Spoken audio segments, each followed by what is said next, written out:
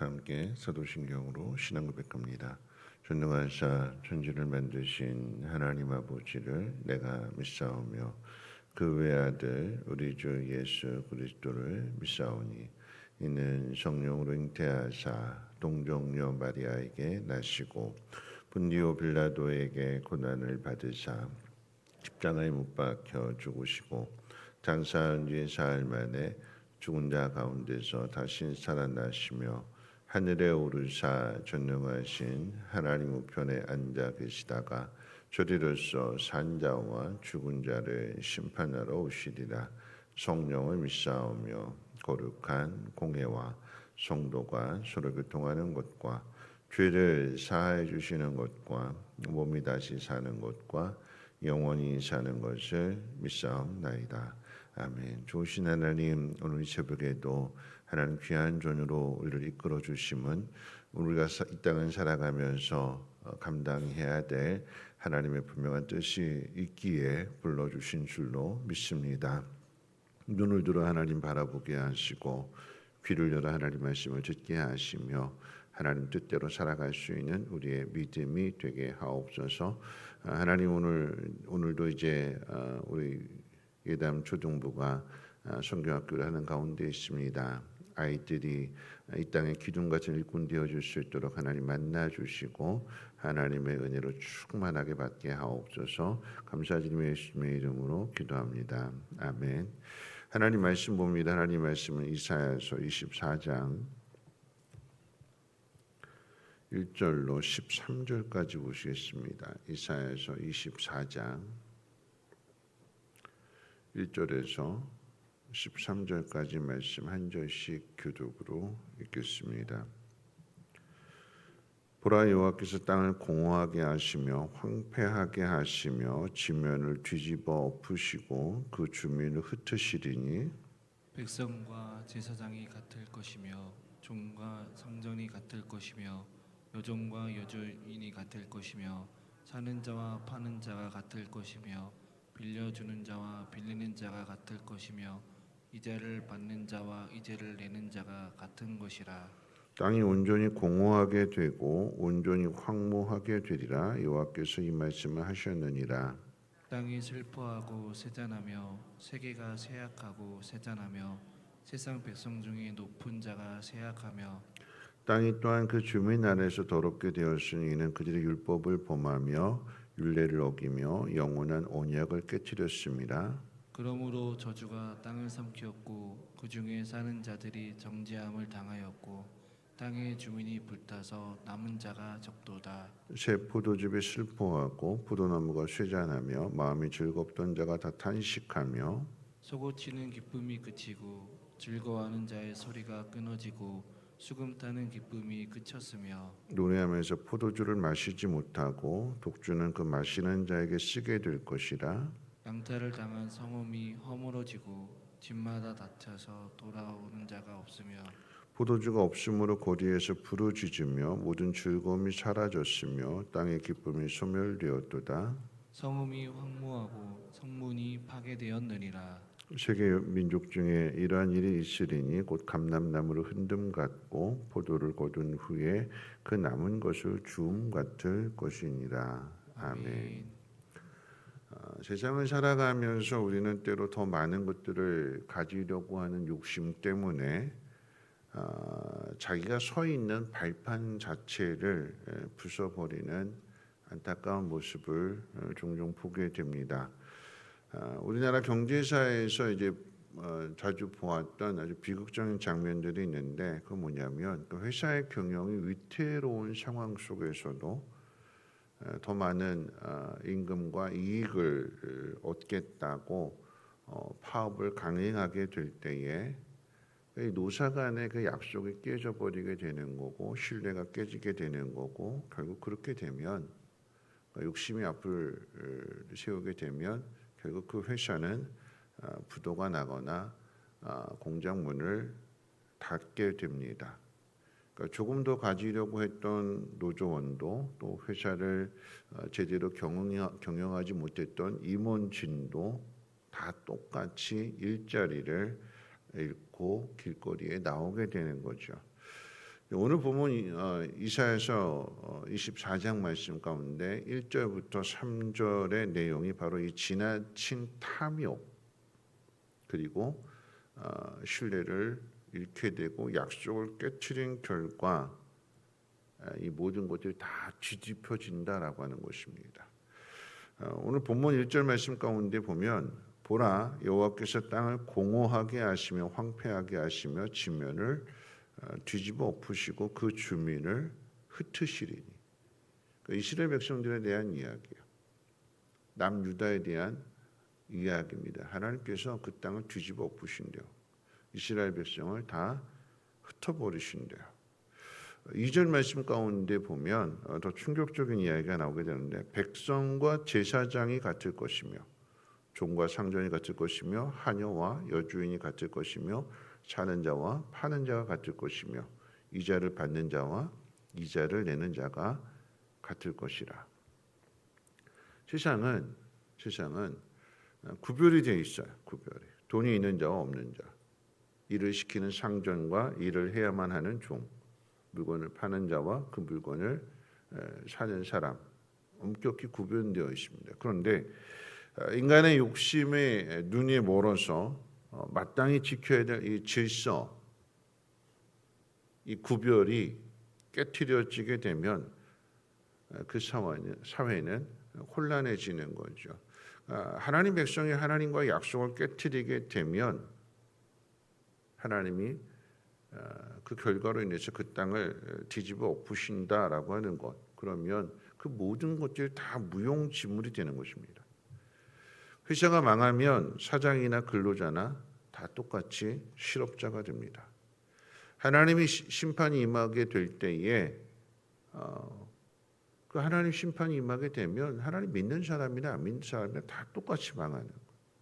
그동안의 세상에서 쌓아올렸던 지위나 재물이나 그 모든 것들이 방패가 되지 못합니다. 모두가 다 똑같이 공허하게 되는 것이고 황폐한 자리에 서 있게 되는 거죠.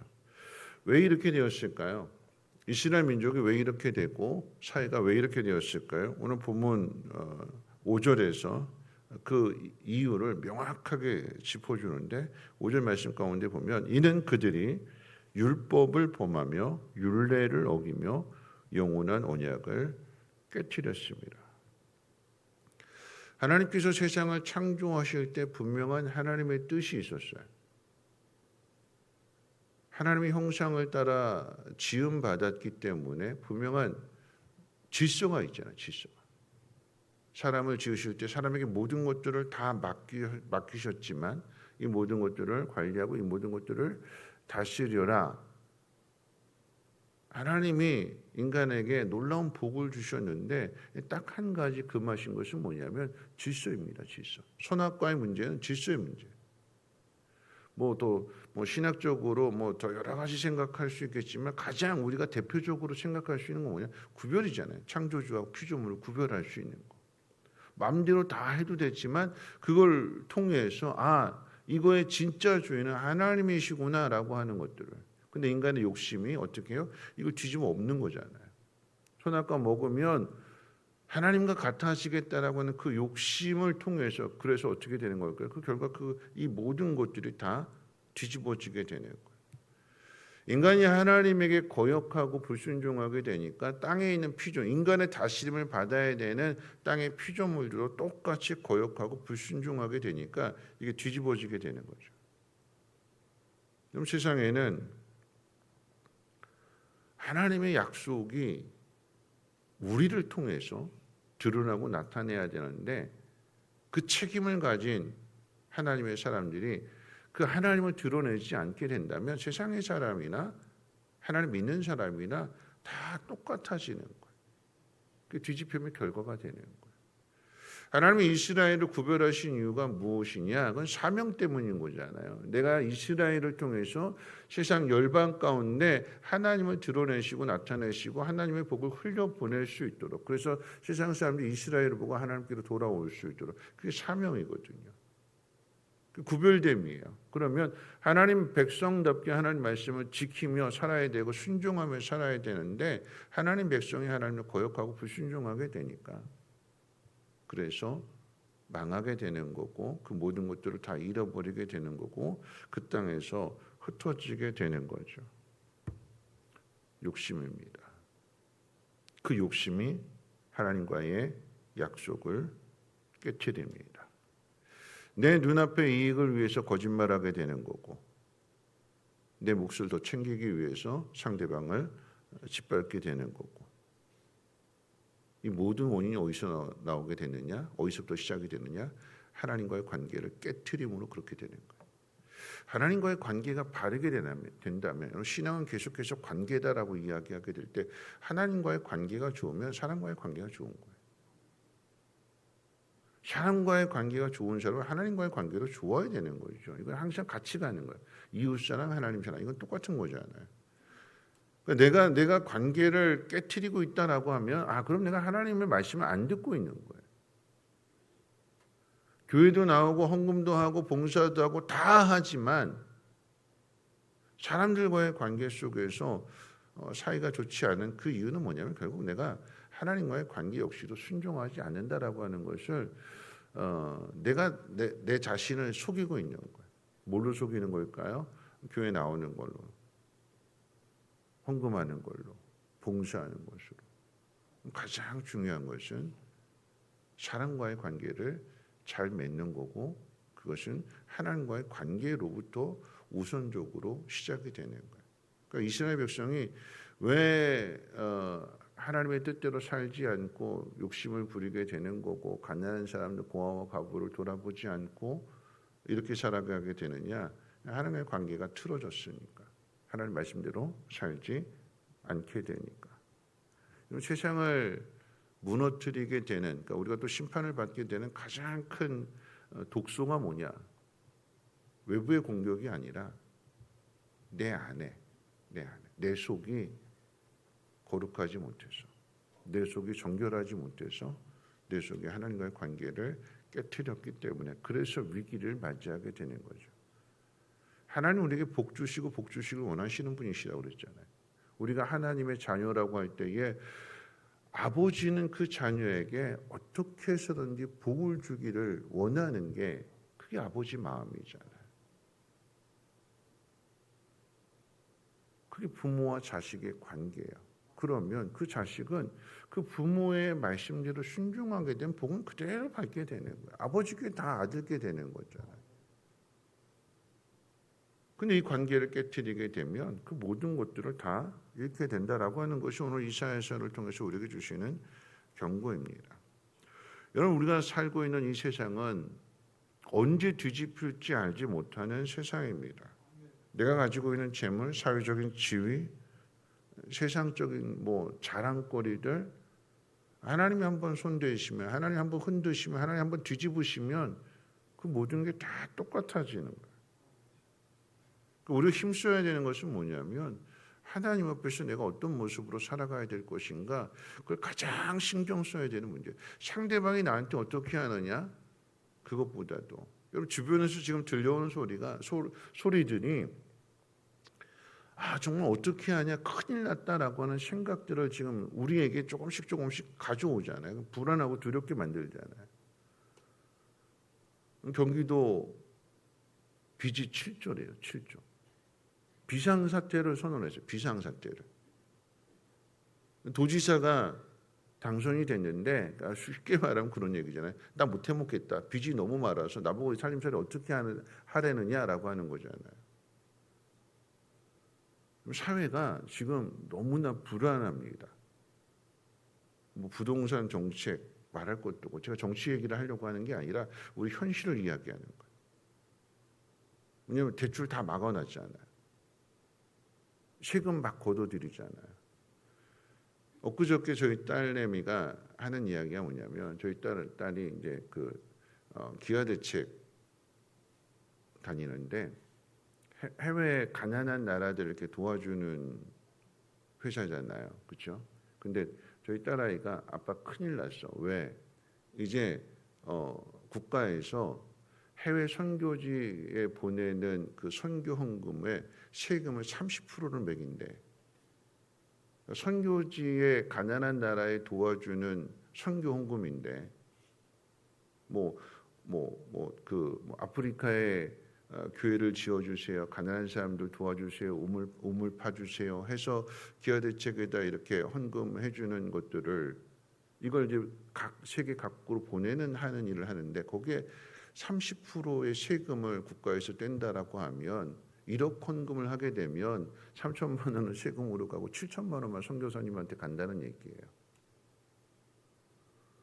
우리나라에 돈이 없대요. 경기도만의 문제가 아니라 우리나라에 돈이 없어서 계속해서 이렇게 세금을 걷어들이는 이런 상황이 돼요. 진짜 심각한 위기의 상황입니다.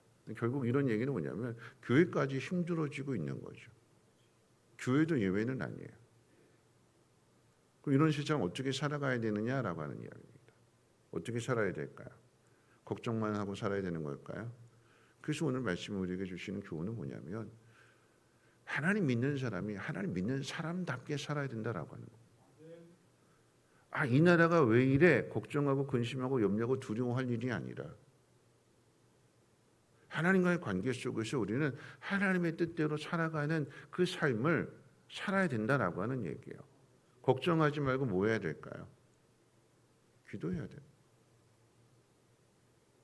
하나님의 사람이라고 한다면 가장 우선적으로 여러분이 이 새벽에 나왔던 것처럼 예배하는 자리, 하나님 믿는 사람이니까 세상 사람들은 세상이 왜 이래 나라가 왜 이래 걱정하고 근심하고 그러면서 밤을 새워가면서 일을 하든 아니면 피곤하니까 잠을 자든 그럴지라도 하나님 믿는 사람은 해야 될 일이 뭐냐?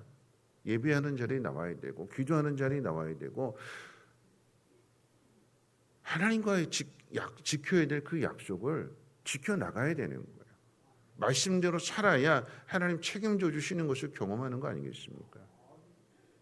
내 삶이 쪼여오고 힘들어지고 그러니까 가장 우선적으로 하나님과의 관계를 깨트리고 세상으로 달려갈 일이 아니라 여러분 그것도 욕심이 되는 거잖아요. 하나님의 사람들은요. 하나님과의 약속을 눈에 흙이 들어와도 목에 칼이 들어와도 하나님의 법을 따라야 되고 하나님의 말씀을 지키는 삶을 살아야 되는 것입니다. 말씀을 마칠 텐데요. 그래도 희망인 것은 뭐냐면 제가 어제 이제 예담 초등부가 이제 강화도에서 4교회 판교에 있는 교회랑 수원에 있는 교회 또 안양에 있는 교회 그다음에 안산에 있는 우리 교회 이렇게 4교회 주일학교 아이들이 강화도 그 말씀의 집에 모여가지고 수련회를 하는 그 성경학교를 하는 그 모습을 보니까 제 마음속에 막 그 아이들이 그 전교인 우리 수련회했던 것처럼 그 강당이 엄청 크거든요. 거기서 막 아이들이 막 그냥 뛰어놀고 서로 다른 교회 다른 지역에 사는 아이들이 하나님 앞에서 뛰어노는 연합해서 뛰어노는 그 모습을 하나님 보실 때 얼마나 그 아이들이 이쁘실까요? 저도 좀 흐뭇했어요. 아직은 낯설어가지고 그냥 우리 교회끼리만 이렇게 모여있고 이렇게 있지만 아이들은 조금만 시간 지나면 어떡해요? 같이 뛰어노는군요. 더욱이 그 교회들 다 가정교회 하는 교회들이다 보니까 함께 모여서 우리 어른들이 목장 나눔하는 것처럼 같이 삶을 나누고 하는 것들을 우리가 아이들이 거기서 배우고 기도하는 법을 배우고 우리 아이들이 미래의 소망이구나. 어른들이 잘못해서 힘들고 어려워질지라도 그 속에서 저 아이들이 하나님 앞에 기도하면서 믿음으로 잘 성장해 간다면 저 아이들이 이 나라의 희망이 되겠구나 하는 그 마음을 가지고 왔어요. 뭘까요? 아무리 세상이 힘들어도 기도해야 될 아이들은 기도하고 있대요. 아무리 세상이 힘들어도 오늘 이 새벽에 나와서 기도해야 될 사람은 기도하고 있대요. 그러니까 하나님과의 그 자리를 지켜야 되는 거죠. 근심, 걱정, 염려, 두려움 다 하나님 앞에 맡겨드리고 오늘 내가 해야 될 일들, 하나님 앞에서 해야 될 일들, 하나님 믿는 사람으로 세상 사람들과 구별되어야 될 일이 무엇인가를 여러분 찾아야 되는 거예요. 그리고 그것을 지켜내야 되는 거예요. 하나님의 사람들과 세상 사람들이 똑같아진다면 똑같이 하나님을 외면하고 똑같이 세상으로 달려가고 똑같이 욕심내고 똑같이 나를 먼저 찾는 삶을 살아간다는 건 세상 사람들이 하는 건데 하나님 믿는 사람마저도 그렇게 된다라고 하면 같아지는 거고, 그럼 뒤집어진다. 모든 것을 다 잃어버린다. 이스라엘 역사가 우리에게 주는 그 교훈을 놓치지 말고 하나님 백성은 하나님 백성답게 살아야 된다. 하나님과 약속을 잘 지키시고 구별된 그 모습으로 살아가시기를 주님의 이름으로 부탁을 드립니다.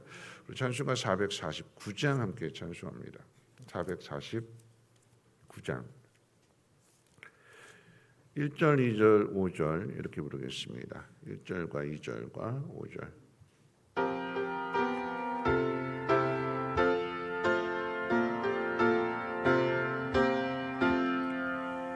예수 따라가면 복음 순종하면 우리 행할 길 완하겠네. 주를 의지하며 순종하는 자를 주가 늘 함께 하시리라.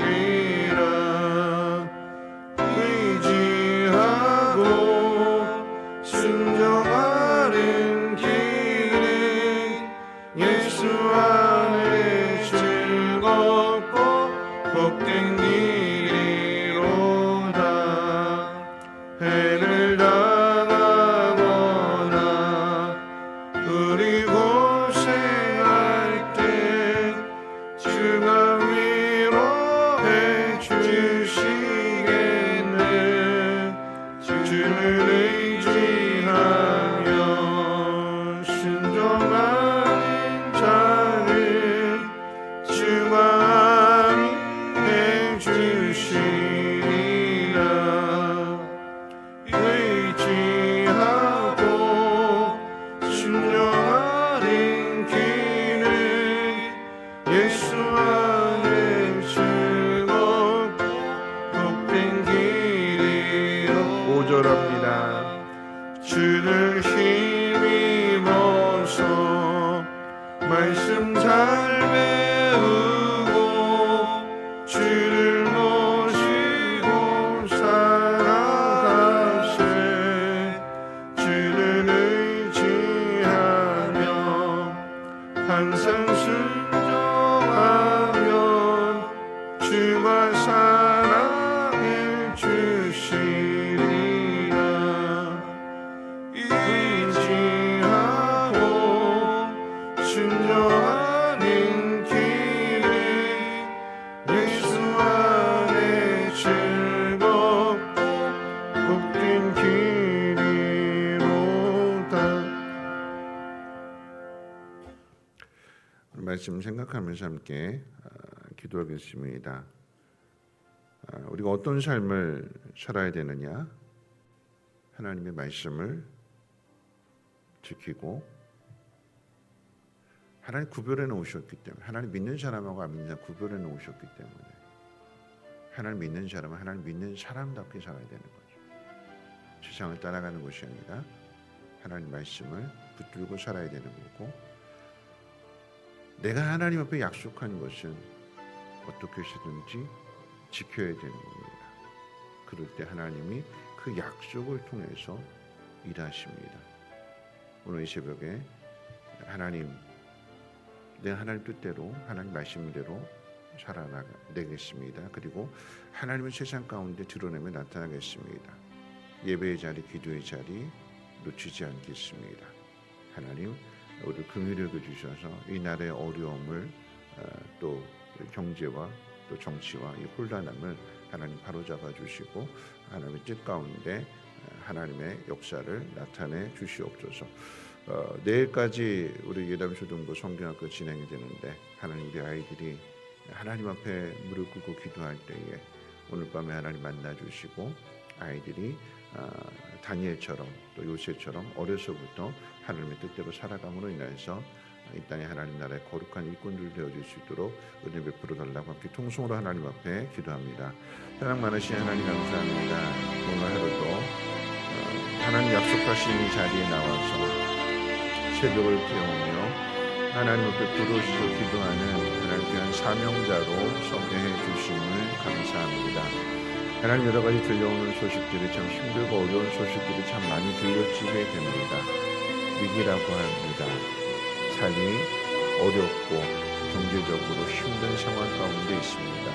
하나님 그러나 그럴지라도 하나님 믿는 사람들이 하나님 외면하지 않게 하시고 하나님과 약속을 지키며 기도하는 자리 예배하는 자리 하나님의 뜻을 행하는 그 사명의 자리를 놓치지 아니하게 하옵소서.